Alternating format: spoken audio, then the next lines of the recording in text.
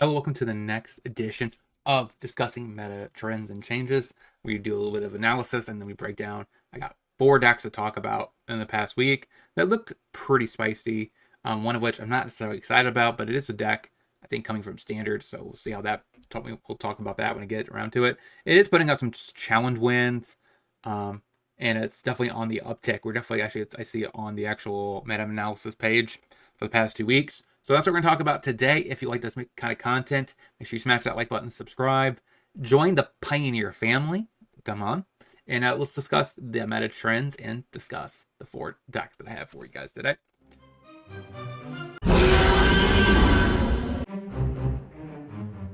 So the changes in the meta, Rakdos Demons has kind of took a huge dip in actual top 32 features in the past 2 weeks. And part of that was the deck that I was talking about last week, which is the Neopor deck with Oculus. So that is now it's consuming about 2.75% of the meta. And the other deck that I was talking about is this Dimir Bounce that is now taking 1.5% of the meta. So they're going to keep climbing, I think, because they're relatively decent into Rakdos Demons. So which is why you're seeing this shift off of Demons. So Prowess looks like it's not really adjusted or affected by this. Actually, overall, it looks like it's getting a net positive boost. And it makes sense along with red deck wins. Both of these are kind of going up together. So it looks like the meta is switching to a little bit more of an aggro deck because Niv-Mizzet and Green Devotion are on the rise to destroy the Rakdos Demons deck. And it looks like Company is falling off because it fell off with Rakdos Demons. But it could make a shift upward. Maybe it's on the dip because of Prowess and aggro keeps going up higher and higher and higher. But overall, it looks like aggro is on the rise, and decks that beat Rakdos Demon are on the rise. So that would explain the actual shifts, right? Because the meta in an actual circle, you have your aggro gets beat by mid-range, gets beat by over-the-top decks. Those decks get beat by aggro. So as you see, it's shifting towards the over-the-top deck and the aggro meta. So as Rakdos Demons, I think, will continue to drop. I wouldn't be surprised if it hits probably around about 12 to 13% by kind of the end of this. So I imagine eventually Prowess is going to take the top seed overall. I mean, it's very close even into decks taking, performing well. So red deck wins, like I said, is on the rise, along with Girl Prowess, also another aggro deck. So aggro decks are taking up about, I would say, that's right there, about 25% of the meta. So Phoenix kind of just stagnated right here. It didn't go up or down. It's at 0%. So I'm not sure if that means it's 0.001% on the rise. I don't know. That's not very much. And then Incarnation being on the rise makes a lot of sense because it sees a lot of play in Explorer. So I'm kind of overall kind of content with this. Zoria's Control on the rise because it also beats up on Rakdos Demons if it has the correct amount of hands. Regrettably, this deck I think it's probably much worse than the Rakdos Prowess. Assuming Rakdos Prowess actually can get its really good start and actually beat Control before it gets able to stabilize. Spirit's on the dip, Jun on the dips, Angel's on the rise because it makes sense. It's good against aggro. Mardu Greasefang, some mid-range, again, going on the dip. Contorious combo on the rise a little bit, which is really good into over-the-top decks, and it's also very good into mid-range decks. So that actually makes a legit sense, because it targets 2 different decks. These pseudo combo decks do, because they're very good at going good against mid-range and control, but at the exact same time they're good against going over-the-top decks, because over-the-top decks are just usually a turn slow. So being able to just Contorious combo right out of the gate on turn 4 probably is too fast for them. So it's able to do both modes, and plus Contorious is built in a way where I don't even think it has that bad of an aggro matchup. Regrettably, the mouse does make a big difference because their sweepers are destroy sweepers. So that is a little bit of a net negative to the deck, but it also gains life, so that's kind of interesting. So overall, I actually think this is a good trend.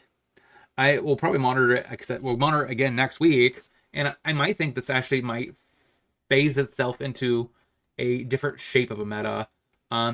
Because, I mean, now it looks like decks are probably going to start trying to address the Neoform deck and stuff like that. So there's just going to be this, hopefully, and that actually means we get the one requirement that most people argue makes a format good, right? And healthy. So if the meta decks turn and constantly turn, then we're in a healthy meta, right? It was a little scary at first because Rakdos Demons just took a hold of the meta, but now it looks like it's starting to collapse back down, and hopefully that means we're getting to the point where we're gonna start seeing a rotational turn in the meta decks, tier 1 decks, which, like I said, that would mean that it's actually a very healthy meta game, and that means Pioneer is great. So if you want to play some Pioneer, check out my ECG channel. We just did our first tournament this past weekend. It successfully launched. It was a blast. Make sure you join the next one next month. It's the last month of February, so come check it out. It's free. The first few are going to be free, and then we're going to be switching back into hopefully trying to get more people to actually contribute to fund the tournament, so that way we could actually give good prizes, do everything we wanted to give back to the community, to what the community deserves, which is a legit series for Pioneer. All right, so we have 4 decks to talk about, like one of which is this Dimir bounce deck, and then we have some spicy takes, one from Mahashi. So let's dive in. I am now offering Patreon and locals content exclusive that includes sideboard guides, budget guides, exclusive videos, as well as other types of content. If you want to check out, the link is in the description. Now let's get back into the video. So the Dimir bounce deck is playing Narset because this kind of destroys Annex. The talent, Helpless Nightmare, Fatal Push. These are all solid ways of actually these 2 are very solid ways of actually abusing the fear and this town ain't big enough. We have some deadly cover-ups for a little bit of a sweeper, and plus Meat Hook Massacre for more sweepers. This deck plays Nowhere to Run to bounce with fear or this town. Of course, we have our best cards in Pioneer, which is Thoughtseize plus Fatal Push. Besides that, we have 1 Go for the Throat and a Tithing Blade. Overall, my biggest, my biggest thing about this deck is it's a Yorion deck. I'm not even sure that that's valid or worth it. I mean, because you really aren't playing a lot of cards that you need to play in here. Like, this deck doesn't even look like it. How many non-lands is in this deck? Like, it looks 34 lands. This deck looks overdone. Like, I mean, I get it looks pretty, on paper it looks pretty good, but Meat Hook Massacre is actually a very nice little synergy with This Town Ain't Big Enough. I didn't think about, because it's just a good sweeper. I should say it's a reasonable sweeper. Overall, I've never been really a fan of Fear. It just never really looks like a very good card. And also, I'm not really sure about the lands right here. Me personally, I probably would just end up trimming this down and cutting the Yorion. But I don't know. I'll probably end up visiting this when I get to it for either one of the series over on the ECG channel. Just because, for one, I am targeting one series, the best decks from top to bottom. So I'm going to be starting out with Rakdos Midrange, Rakdos Prowess, and eventually they'll hit this deck. But then also, I'm going to be targeting the top standard decks going down the list and porting them over, which also hits this deck. But I probably would do the Esper for that one. But I'm just not sold that this is actually fully optimized. I don't know. Like, Tiny Bones joins up. Seems pretty bad. Like, you could easily cut that, cut Get Out. Like, there's definitely some cuts you can make where the deck actually, I think, gets better. But sideboard, we have some Duresses if we want to cut the Fatal Pushes. Some Ghost Vacuums as a way to get some graveyard hate. Plus some Ashy Ox for graveyard hate. Plus Tutor hate. We have some Negates for control and combo hate. Sea Shark for control hate. Extinction Event for aggro hate. Shieldred. Also, I believe I've seen them sideboard this in.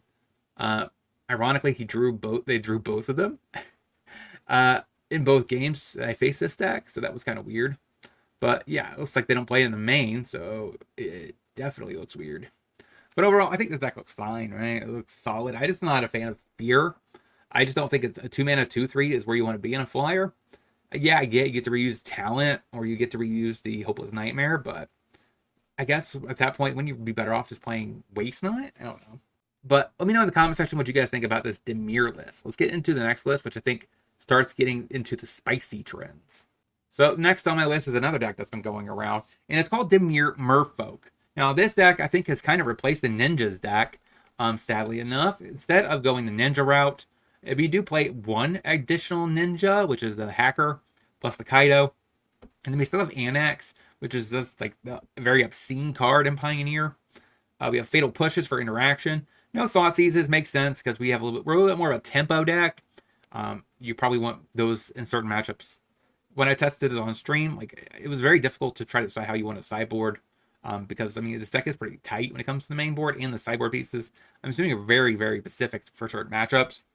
We have Mockingbird to copy the Mist the Shore Caller Stalker, which ironically is not on Arena. I don't know why they didn't put it on there, but Wizards put this on there. I mean, it's a common that you could just print, and it's not that much work. We have, like I said, we have Drowner for a little bit of interaction of creatures. We have Adept to draw cards, and we can pick up. Then we have Hexcatcher to sack some stuff.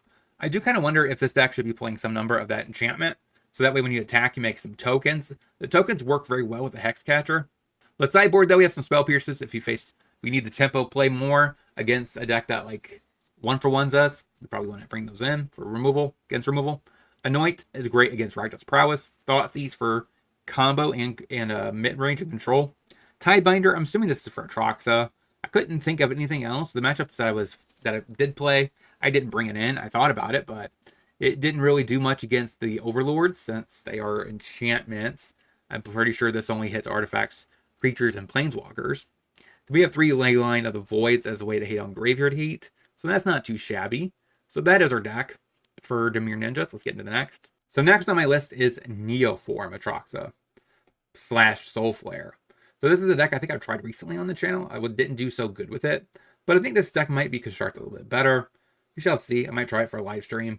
Some Gazes, very good way of setting things up, plus Grizzly Salvage. Great way to fill up your yard. We have 3 Neoforms, pretty solid overall. We have some Moot in this version.